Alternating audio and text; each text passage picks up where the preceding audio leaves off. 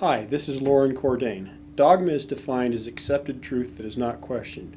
For years, the dogma in the dermatology community has been that diet has nothing to do with acne. In this presentation, I review the research we conducted showing the absence of acne in certain hunter-gatherer communities. Further, I go through the immediate causes of acne and clearly show you that diet indeed causes acne and the underlying mechanisms.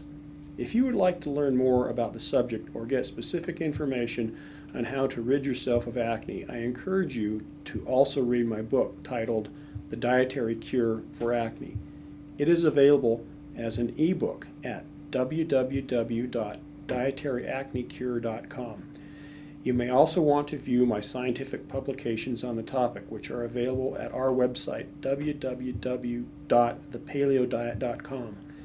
And finally, on the same website, you can subscribe to free for our monthly newsletter, which further explores this way of eating.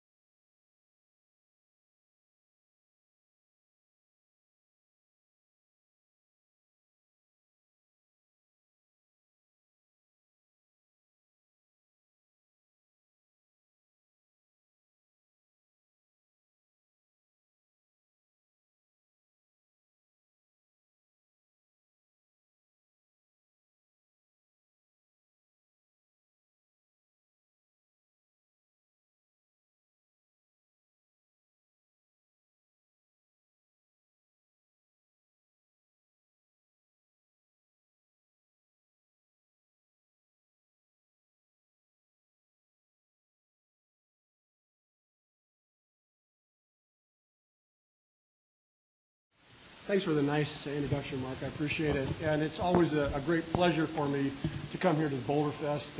I started here when Boulder Fest was a tiny little operation with probably 20 people, so it's really good to see it develop into what it is. I know that Robert isn't here, but I'd also like to thank Robert and his associates at Crayon Research for inviting me.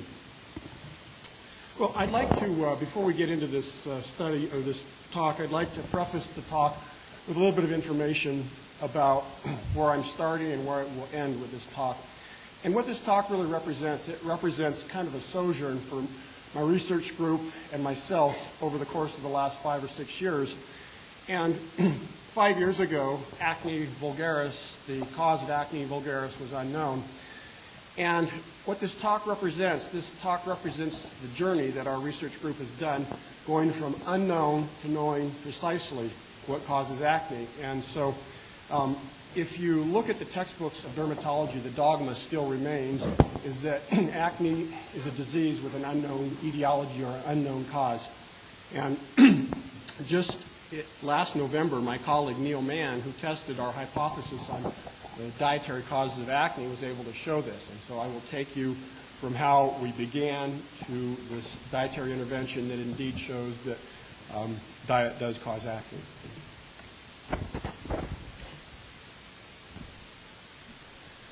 Well, I think when we talk about a disease of civilization, it's important to characterize the disease of civilization with the epidemiology. And so most of us here probably had acne when we were teenagers if we were on a standard typical American diet. And you can see here that acne afflicts roughly 80 to 95% of all adolescents. And it afflicts people prior to the adolescence years as well as individuals into their adulthood. And you can see that clinical acne persists into middle age for roughly 10 to 15% of all women.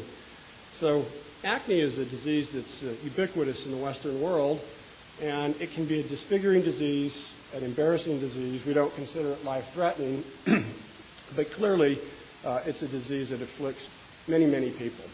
Well, the beginning of my story starts, of all places, at the dew line. And I realize a few of you here are probably old enough to know what the dew line is. When I was in elementary school, the dew line was being put up, a distant early warning line. And there were a number of stations, radar stations, were put all across North America because at the time we were afraid the Russians were going to send nuclear weapons in and bomb out the United States. And so we wanted to be made aware of this situation. And if you look at this map, this is an actual satellite map of where the dew line occurs. You can see it's in the far north. And in the mid-1950s, there were people, native people living there, the Inuit, and they essentially were living like their ancestors always had lived, hunting, doing a little bit of gathering. There's not a lot of food or vegetable products to gather up here, hunting and fishing in traditional ways. And they were instantly chauffeured into the space age in the course of one generation, perhaps 20 years or less. And their lifestyles changed dramatically.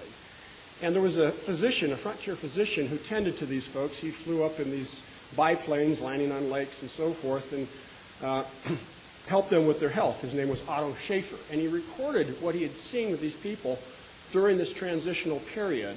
And he was interested in cardiovascular disease, diabetes, but he also made a statement about Acne Vulgaris. And this is the study that really stuck with me and really got me going on this about 8 or 9 years ago. And I'll let you read this here. This is, I think, a kind of an interesting quote, but this is what he published way back in 1971. So you can see here that with this quote, he basically was saying that acne was simply not prevalent in these native people prior to westernization. And it really struck me when I read this paper that the dermatology community didn't get more involved with this, because obviously this is anecdotal, but maybe there was a real basis for this. Maybe there was a reason why. Maybe there was something going on environmentally. Maybe it was diet. Who knows? But I think this should have really struck a chord within the dermatology community. Unfortunately, it didn't. Okay? So if we look at the epidemiology of it, once I got interested in this, I started delving into the literature, and I found a study that was done way back in 1946 with the Okinawans. And in 1946, post-World War II, Okinawa was still a remote outpost, and they were living in very traditional manners with very little Western ways, eating foods that they grew in their own farms, food they could catch in the ocean, and so forth. And the physicians that tended to the Okinawans reported to the United States physicians that acne simply didn't exist in this group of people. So another clue. Well, again, combing the literature, there have been some dermatological examinations of Indians living in remote areas in Brazil. And if you contrast the incidence of acne in this pediatric population, notice that only 2% of the children from 6 to 16 had documented acne with a dermatological exam. If you contrast that to the data that I showed you earlier on, you can see there's a huge, huge difference here. And so I guess that also should have raised a question with dermatologists. This is some data from Bill Cunliffe, and looking at the South African individuals, and you can see here if we contrast the Caucasians to the Bantus, what we find is a significantly lower incidence of acne in these people, the Bantus that are living in villages that would have less access to Western goods as contrasted to the whites. And so a famous dermatologist who's been studying acne his entire life, Bill Cunliffe, noted that the Zulus, only when they moved into the cities did acne become a problem. So this was the conclusion that our research group came up with, was basically the data suggested that acne vulgaris was either minimally present or not present at all in people that were living in a non-Westernized manner. And so what we set out to do was to establish this with a modern study.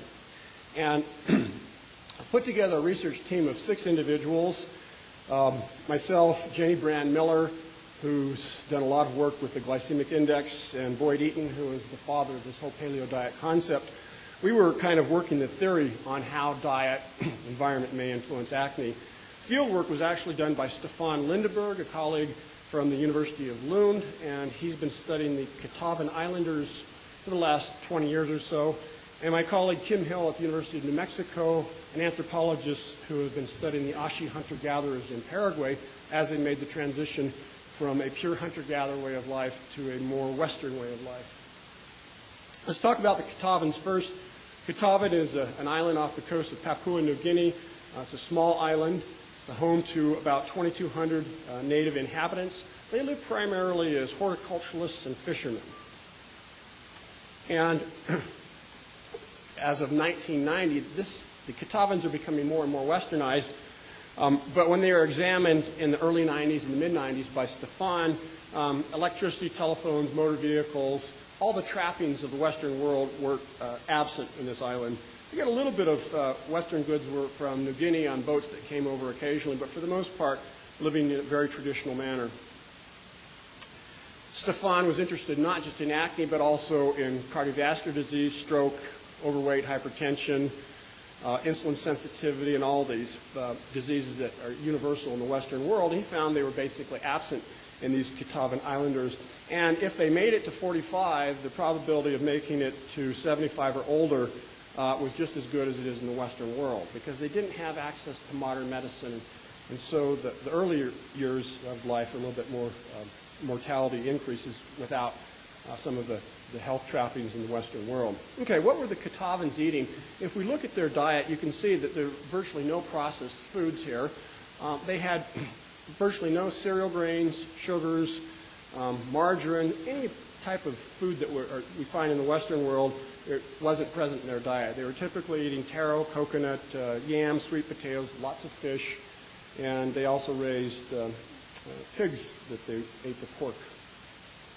Let's contrast that to the Western world. If we look at the Western world, refined grains, refined oils, grains, and dairy products comprise almost 70% of the calories in the typical Western diet. These foods were rarely or never consumed by the Catawban Islanders. Well, Stefan and his group of research physicians had about a half dozen physicians that came with him to do this study. Over a 7-week period, they examined virtually everyone on the island, 494 houses that housed these 2,200 individuals. He ended up with a data set of about 1,200 individuals that were 10 years or older. And important to this study was the adolescent population, in which he had 300 subjects between the ages of 15 and 25, because this is, again, from that very first slide I showed you, these are the acne susceptibility years. So it was good to get a large sample here. And so the exams he did were primarily to detect other disease, but they also did a dermatological exam of the subjects, and using the grading system in which there's grade 1, grade 2, grade 3, grade 4. This is a standard dermatological way in which we can grade acne. And so what we found is that in the entire population, we didn't find a single papule, pustule, or open comedone. So acne was basically absent in this group. They had a number of skin diseases that Stefan treated externally, but for the most part, there were no signs or symptoms of acne. Now, there's a type of acne which we call a closed comedone that is difficult to detect. And with the type of examination that Stefan did, it may have been possible that they had closed comedones. But for the most part, these weren't noticed by any of the examining physicians.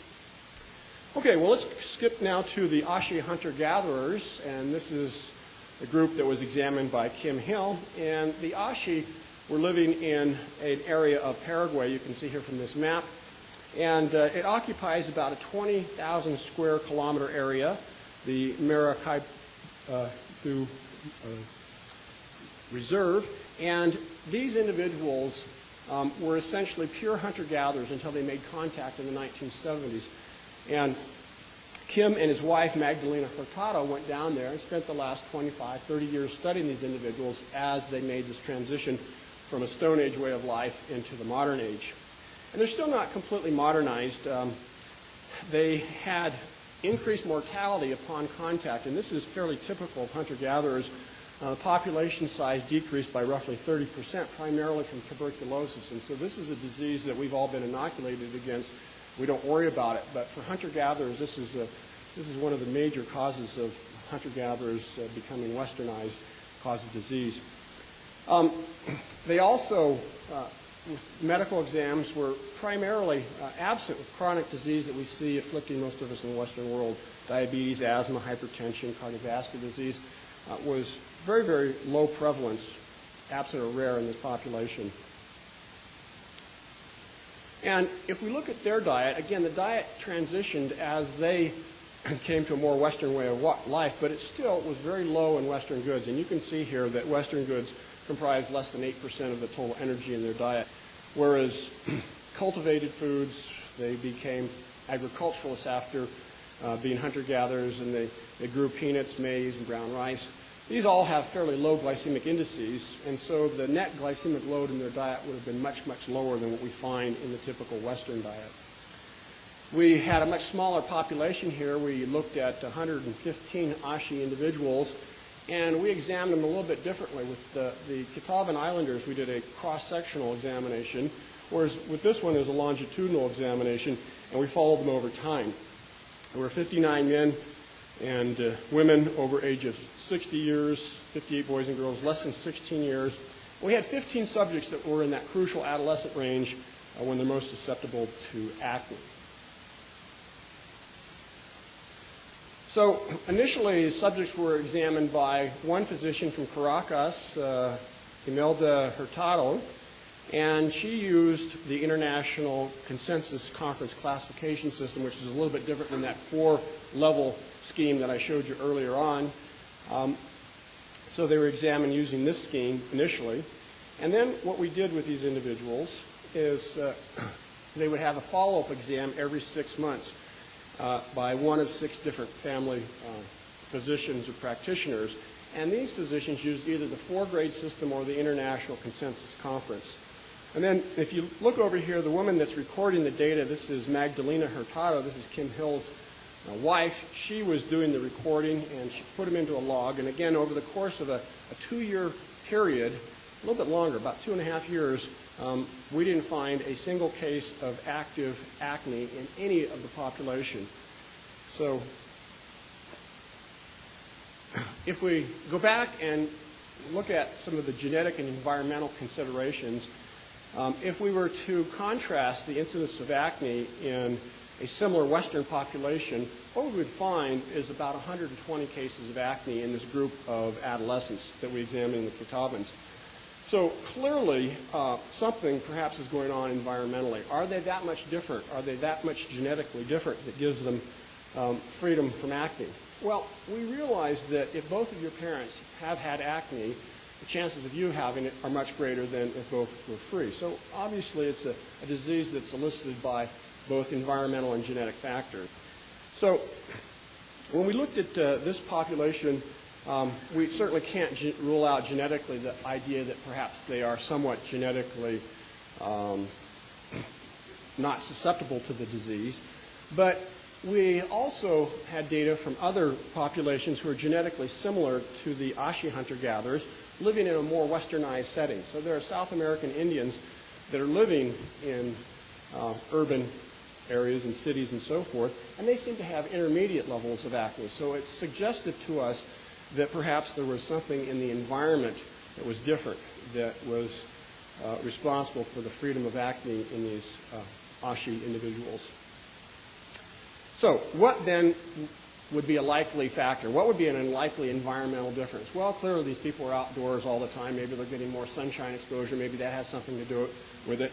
But obviously their diets are much different than the Western diet. And so when we set about looking at these individuals, one of the ideas that came into our head was maybe we ought to go in and see what are the known causes of acne. These are the proximate causes, the near causes of acne. And if we look at the near causes of acne, they've been well established over the last 25, 30, 40 years. The dermatology community has identified these 5 causes. And the first thing is there's a hyperproliferation of the keratinocytes, basal keratinocytes. These are the cells that are at the very basal level of your skin, and they move upward and they turn into corneocytes, which we shed off. So we're getting hyperproliferation. More and more of these cells are being produced, more than need be. Secondly, as our cells shed off on the outside of our skin. This process is called desquamation, and there's an impairment of this desquamation process with acne. The cells don't flake off properly. And thirdly, we have increase in sebum production, or the oil glands here. And so this is mediated by androgens, or male hormones. Both males and females produce male hormones. The ovaries produce androgens as well as do the testicles. So there's too much androgen being produced, and it causes us to produce too much oil. Finally, the acne, or the comedone, is colonized by a bacteria. There's inflammation, and that's what causes a characteristic pimple or comedone. In the dermatology community, as I alluded to early on, is that diet has not been associated or thought to have much to do with acne. However, most of you in this room realize that diet has a heck of a lot to do with hyperinsulinemia. Okay? We believe that this is one of the fundamental underlying causes of acne, is it is indeed a disease of insulin resistance. So let's take a look here and kind of backtrack a little bit, make sure everybody's on the same page, and see how high glycemic load foods may elicit a hormonal cascade that is involved with acne. So everybody here pretty much knows what high glycemic food are, glycemic index, glycemic load. Basically what you're going to do is you're going to take a food, eat it, consume an amount containing 50 or 25 grams of carbohydrate, and then monitor blood glucose levels on 15-minute intervals for 2 hours, and then plot the area under the curve, and then contrast that either to glucose or white bread, glucose being 100%. And so if you look at this slide right here, what I'm trying to show is how the glycemic index influences day-long levels of insulin, or 24-hour levels of insulin. And so you can see here that when an individual eats a high glycemic load food over the course of a 24-hour period, insulin levels remain elevated. And these are in healthy, normal individuals. So we elevate insulin by eating high glycemic load carbohydrates. If you look at refined foods, the foods that comprise most of the Western diet, you can see that almost all refined grains have high glycemic indices. Even some whole wheat breads, you can see down here, are, if you use 70 as a cutoff point, basically are high glycemic load carbohydrates. The glycemic load is probably more useful, at least to my way of thinking. I know my colleague Jenny Brand-Miller may not completely agree with me, but I believe that the glycemic load is a little bit more useful in determining how it influences insulin levels over the course of 24 hours. And so you can see here that, again, virtually all refined foods, refined sugars have high glycemic loads. And work that has come out of our laboratory as well as Jenny Brand-Miller's laboratory and others has shown that dairy products, despite having a very low glycemic index and low glycemic loads, are paradoxically highly insulinemic, and they influence insulin levels similar to white bread.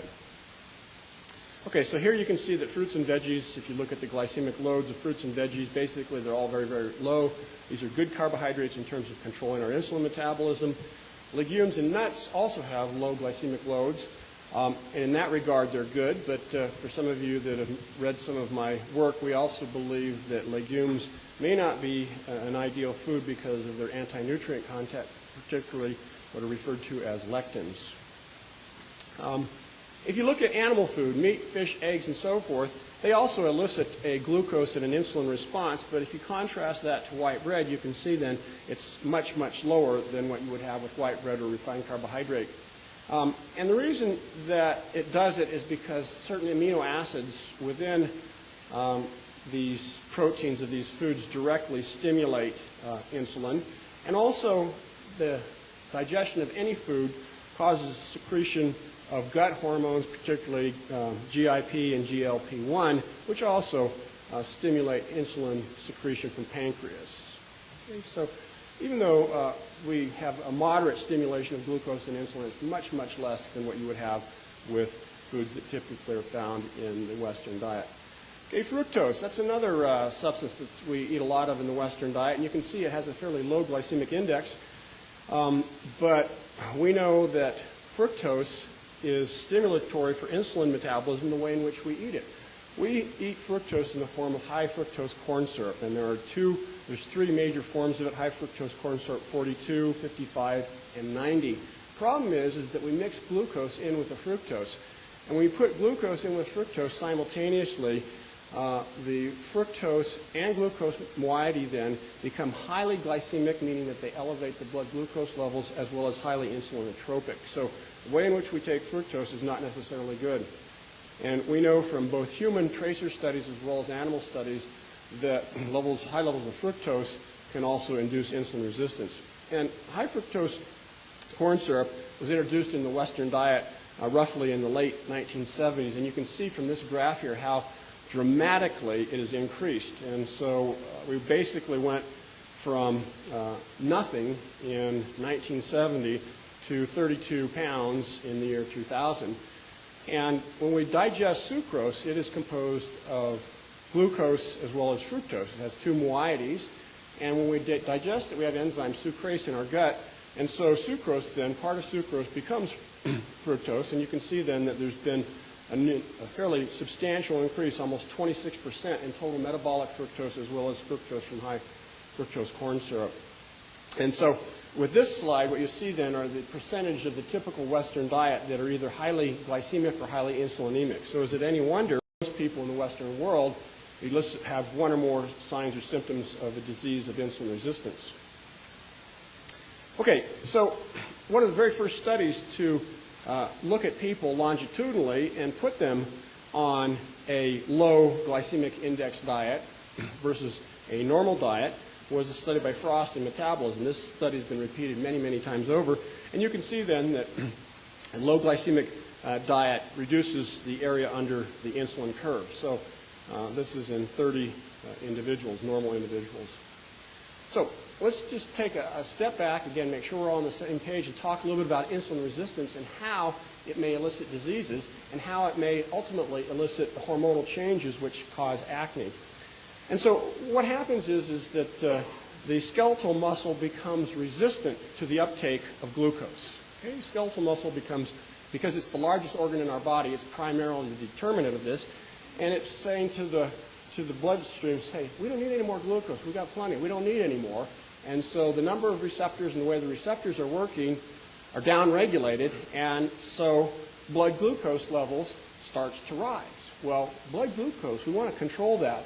Our metabolism will absolutely want to keep blood glucose normal at the sacrifice of keeping insulin higher. And that's exactly what happens. If you look at this next slide, we can get blood glucose back down into normal range, but with the liability of keeping insulin levels higher. And this is the fundamental underlying physiological problem with diseases of insulin resistance, is what we refer to as compensatory hyperinsulinemia.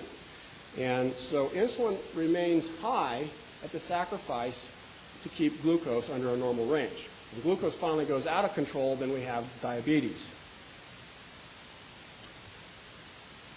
So these are the classic diseases of the metabolic syndrome that are linked to insulin resistance. And you know what these are: type 2 diabetes, hypertension, obesity, coronary heart disease, and dyslipidemia. Add to that list acne. And this is a slide that I put together in a recent publication in 2005 showing how a compensatory hyperinsulinemia results in a hormonal cascade that ultimately results in acne. And I could probably spend the next 20 minutes walking you through this, but what I'll do is we'll go through this step by step with the subsequent slides. So there's a number of factors that are involved here, and this part of the axis is the axis that's involved with hyperinsulinemia. And acne doesn't result entirely from hyperinsulinemia. This is one of the primary causes that causes many of these hormonal changes, but it also results from a high dietary omega-6, omega-3 ratio. Because in the Western world, almost everybody that has a high glycemic load also has a high dietary omega-6, omega-3 ratio. So these two dietary factors are working in conjunction with one another to elicit acne. There's one other factor here that I haven't put down because we've just recently uncovered it. Our research group has just come upon this in the last 3 or 4 months, but it has to do with a substance in whole wheat called wheat germ agglutinin. We believe that wheat germ agglutinin influences acne through an entirely different mechanism than what you see here. But at the time I published this, we weren't aware of that mechanism. Okay, so let's talk a little bit about the first two stages of acne. Acne occurs because of a hyperproliferation of these basal keratinocytes, and you can see these right here. These are corneocytes that are at the top, but at the very basal level, these are keratinocytes, and on another slide I'll show you that. And also there's adhesion of these corneocytes, these dead keratinocytes that are anucleated, they don't have a nucleus anymore. There's adhesion to one another, and the net effect then is to block the opening of the pore, as you can see right here. It blocks the pore because of these two events. And so what we were interested in is what ultimately were the factors that were involved in this abnormal desquamation and hyperproliferation. That, to me, would have been the question that the dermatologist should have been asking in 1971 when Otto Schaefer reported that the Inuit didn't have acne. So those were the questions that should have been posed. So those are the questions that indeed we did pose, and we were able to show how this cascade of effect, an elevation in IGF-1, reduction in IGF binding protein 3, and impairment of this retinoid receptor signaling mechanism, all elicited these two effects. And let me kind of take you through that in the next few slides here. Let's take a look at the pilosebaceous unit. This is what becomes a zit or a comedone or a pimple or whatever you want to call it. Gets blocked right here, too much oil, becomes inflamed with bacteria, and then we have more inflammation and we get a pimple. Okay, so let's go down here. And this is a hair going upwards. Let's turn this hair horizontally now, and then let's magnify it. And this then, these cells right here are basal keratinocytes.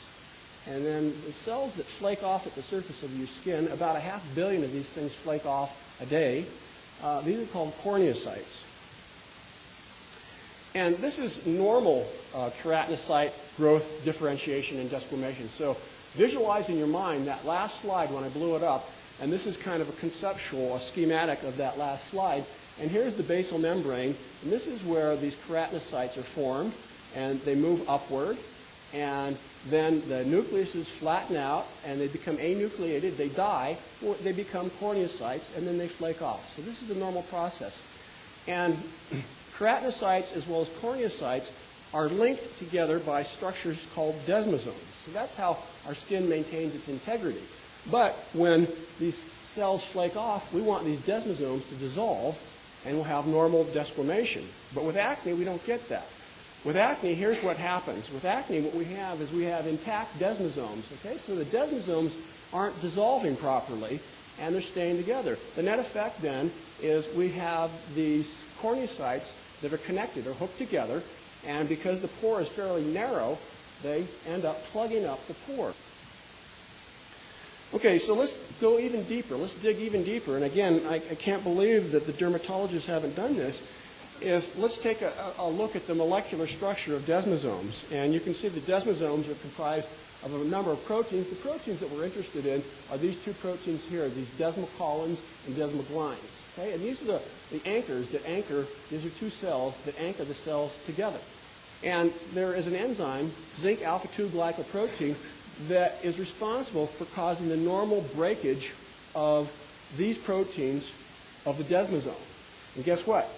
Whole wheat contains a substance that impairs the action of that enzyme, zinc alpha-2 glycoprotein. So that's how we believe that whole wheat is also involved in the acne process as well as with the hormonal changes we see. Now, in support of the notion that there are hormonal changes that occur with acne, is that IGF-1 is required for keratinocyte proliferation in humans. Without that, we don't get proliferation of those basal keratinocytes. In transgenic mice, in which we overexpress the gene for IGF-1, it causes hyperkeratization and epidermal hyperplasia. Women who have post-adolescent acne have elevated levels of IGF-1 and are mildly insulin resistant. If we directly inject IGF-1, it causes androgenesis and acne in humans, and pharmaceuticals that improve insulin metabolism also are therapeutically effective in acne. So let's talk about sebum production. We have the excess sebum production in acne. What causes that? What causes that to occur? Well, there we go. Get a good laugh out of that. This is what causes it, okay? Eat those and you'll get a big round of sebum going. So it induces both insulin, hyperinsulinemia, foods like this that elevate insulin, like I showed you in the previous slide. They stimulate synthesis of androgens in both the ovary and the testes. Okay, so anytime we elevate insulin and IGF-1 via these foods, it causes both testes and ovary to increase androgens. Also, there's a hormone called sex hormone binding globulin, and this hormone determines the bioavailability of any circulating androgens. And so what we find then is that high glycemic load foods inhibit the synthesis. The liver makes this hormone right here, and insulin and IGF-1 inhibit this. So any androgens that are circulating, the bioavailability is increased. Okay? So the net effect then is to increase androgens to those cells in the body. Okay? Here's some other clues that we should have known that acne was caused by diet is PCOS, Polycystic Ovary Syndrome. It's characterized by a whole slug of problems here metabolically, but also it's characterized by an androgen excess, including acne. Okay? And if we look at PCOS patients, guess what? They maintain the same profile that we've hypothesized for acne. They maintain an elevated IGF-1, reduced sex hormone binding globulins, and dietary interventions in these individuals improve insulin metabolism as well as acne symptoms. Okay, well, let's take a look at the other cause of acne, and that's inflammation. Okay, there's inflammation that occurs, and you know that hot red zit that teenagers and occasionally adults feel. There's inflammation that's going on. We believe that there are the high glycemic load influences inflammatory cytokines that are pro-inflammatory that also help to elicit inflammation with acne, but also the high omega-6 to omega-3 ratio, estimated to be about 10 to 1 in the typical Western diet. Zinc is also very much influences inflammation. Dermatologists routinely give zinc to their acne patients to reduce inflammation. So it's involved directly in the inflammatory process. Okay, we know the Western diet is pro-inflammatory because of its high omega-6 to omega-3 ratio. And you can see here that in the typical Western diet, 17, 18, 19% comes from salad oils. And up until maybe a decade or so ago, we weren't very interested at all in the types of fatty acids that are found in salad oils. Now there's some more healthful ones. But you can see here, this is one of the major contributors to elevating this omega-6, omega-3 ratio in the Western diet. Lots of our processed foods are made with shortening margarines and so forth. Okay, and the per capita consumption has increased dramatically since the turn of the century, since we started keeping records. And you can see here that per capita consumption of all vegetable oils has increased almost 500% since the turn of the century. Okay, how about zinc? We know that zinc is involved in the inflammatory process. Believe it or not, this is USDA data. You can see here that zinc is the #1 nutrient most lacking in the typical U.S. diet. So 73% of all individuals in the U.S. don't get sufficient zinc. All right. Well, I kind of want to wrap it up. I hate to focus on any of the negative. I think it's more positive. It's better to focus on the positive. Let's leave behind the mistakes made by the dermatologists. Let's get that behind us, and let's go on to finding out what is indeed responsible for acne. But I think it is important to see, it's kind of like leading cows to water. How did we get off on the wrong foot? How do we come to the conclusion that diet and acne were unrelated so many years ago? So let's take a look and see how this all came about. Well, these are two of the current textbooks in dermatology, and you can go right down to CU Health Sciences Center, to their bookstore, and you can buy these books, and you can open them right up to the section on the causes of acne. And right in both of these current textbooks, diet has nothing to do with acne. So I did. I went back and I looked at that, and lo and behold, what I found is that the original citations in both textbooks were based only on 2 studies. Now, that's not good science. Okay? So the data should stand for itself, and 2 studies that are 30 years old or older don't necessarily cause us to make these kind of dogmatic statements, where they shouldn't have.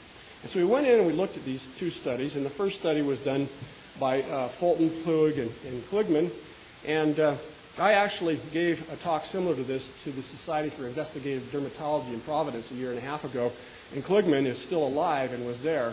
And but he came up afterward. He's a true gentleman. He shook my hand. He says, you know, this is good stuff. He says, we need to change. So that was very encouraging. But so what his study does, published in JAMA in 1969, took a group of 65 individuals, and it was a single-blind crossover study. Single-blind, obviously, the subjects knew, or the subjects didn't know what they were eating, but the investigators did. And so they were given either a chocolate bar or a 112-gram placebo bar once a day for 4 weeks. Okay?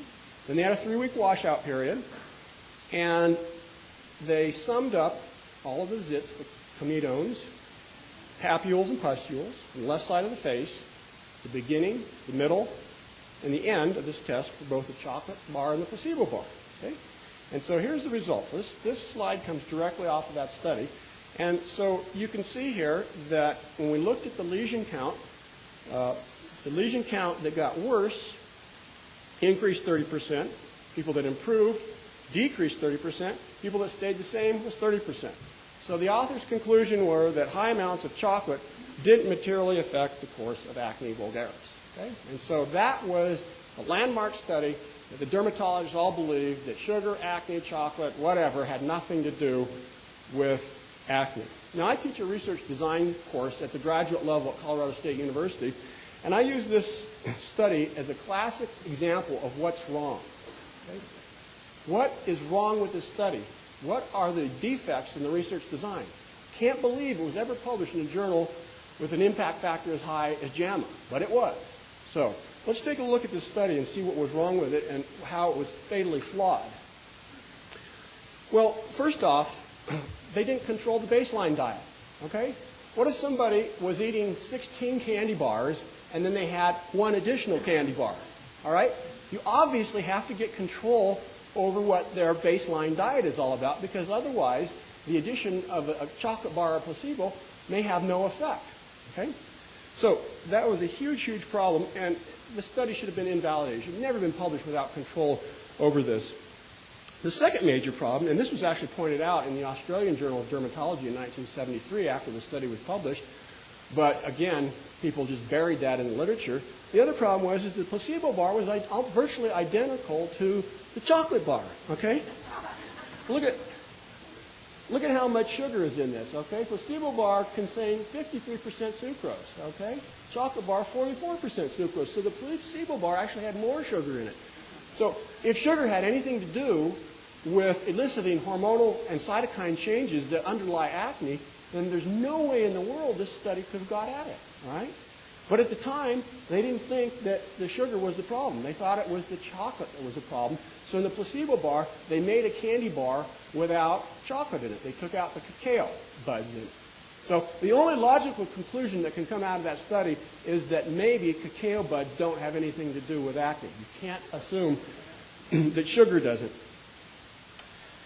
Okay, here's another problem, and again, this is something that some of my graduate students will pick up on. It's a small point, but it's a point that statistically is important. And what they did to simplify the interpretation of this result, they put the lesion counts into one of 3 categories. They lumped them into either worse, improved, or the same. Okay?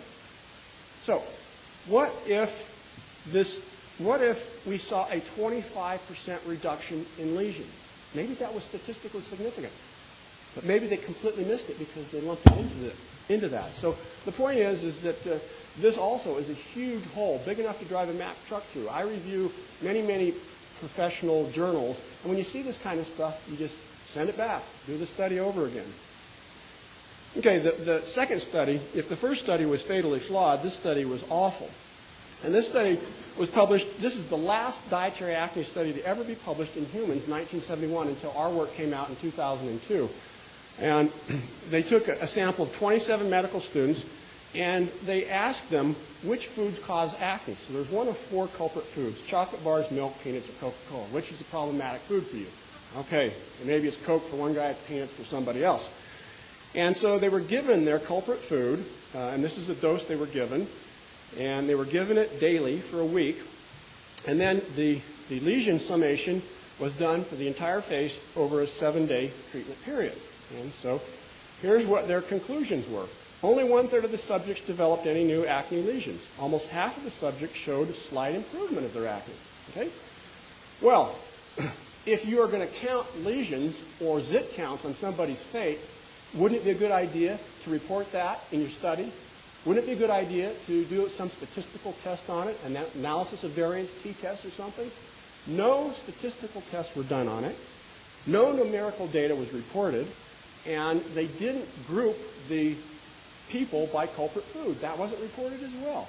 So statistically, this is a nightmare. Anybody has a statistical background, you realize this is a joke. You shouldn't even be talking about it at this point. But let's just take it a little bit further. There was no control group. There was no control situation. And the same thing is the baseline diet was completely uncontrolled, like the Fulton et al. Study. Okay? This experiment was not blinded. All right? So this study, to my way of thinking, this wouldn't even be a good master's thesis. This would be rejected in our department as a master's thesis. It would be a failed research project. Hopefully it would never even got to this point. So, conclusions, diet and acne. In the dermatology community, diet has been discounted as acne, has had anything to do with acne.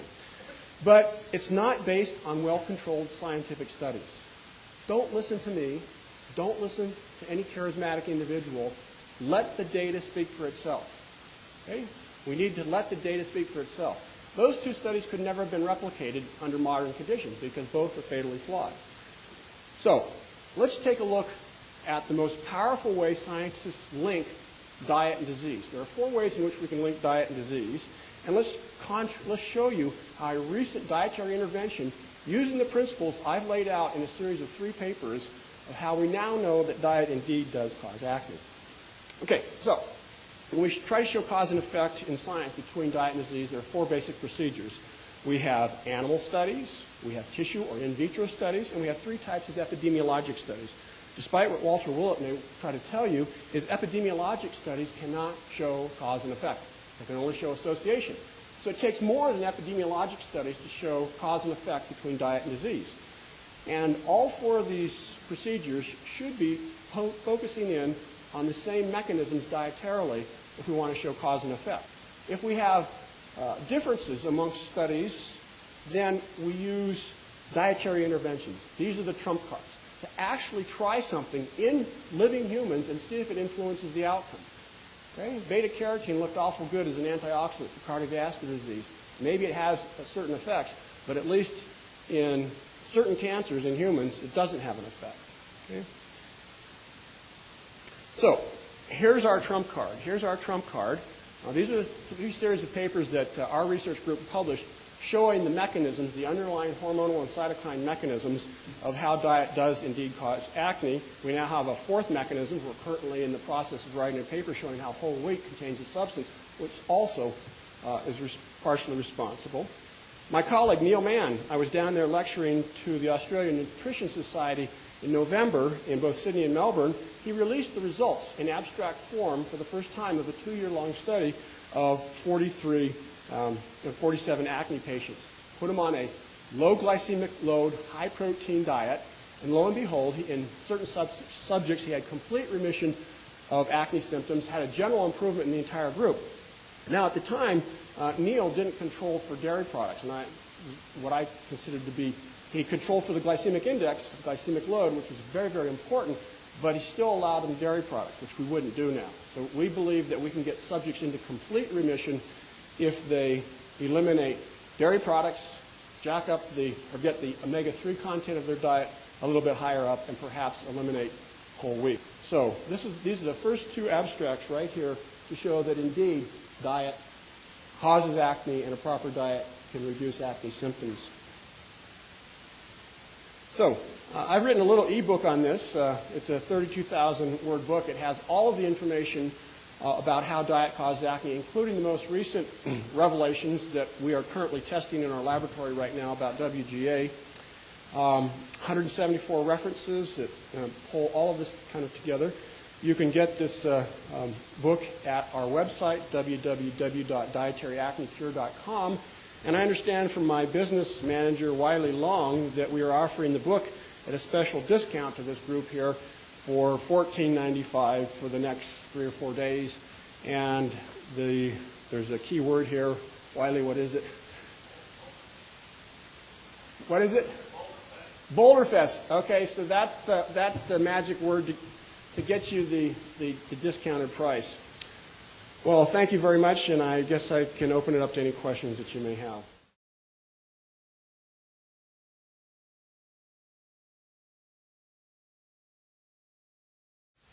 Sebaceous cysts.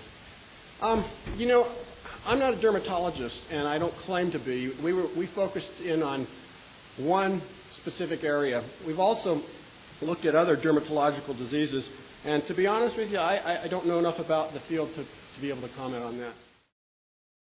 The question is how different types of dairy foods influence the insulin response and how they influence the development of acne. Again, I only have so much time for a 1-hour talk here, but in our laboratory, we've actually looked at skim milk versus whole milk, and they elicit virtually identical glycemic as well as insulinemic responses, so it doesn't seem to matter. The same way with fermented products like yogurt and kefir, they all seem to have a very, very high insulin response. The only difference to that is cheese, because cheese has so much fat in it that it slows the emptying of what we believe is the proteins as well, and cheese has very little lactose in it. So we believe it's an interaction between the lactose and protein. But having said that, that's not the whole story. We also believe that milk elicits acne symptoms because milk, I hate to say this, is nothing more than blood filtered through the cow's udder. Okay, so milk is a cocktail of all the hormones that are in cow's blood, and one of the hormones that we find in cow's blood is a hormone called epidermal growth factor, EGF. Now, most hormones that are in milk, they degrade very, very rapidly. They have a rapid half-life. So most of them, by the time the milk gets to the store, they're gone. Epidermal growth factor, on the other hand, is resistant to light and heat and so forth, and so it remains in there in physiologic concentrations. But here's the kicker, is that most hormones, when they're in the gut, they're broken down by proteolytic enzymes in the gut. So they could never thought in our wildest dreams that they could ever get into plasma. Well, guess what? On the luminal side of the gut, the luminal side being the inside part of the gut, there's a receptor, the epidermal growth factor receptor.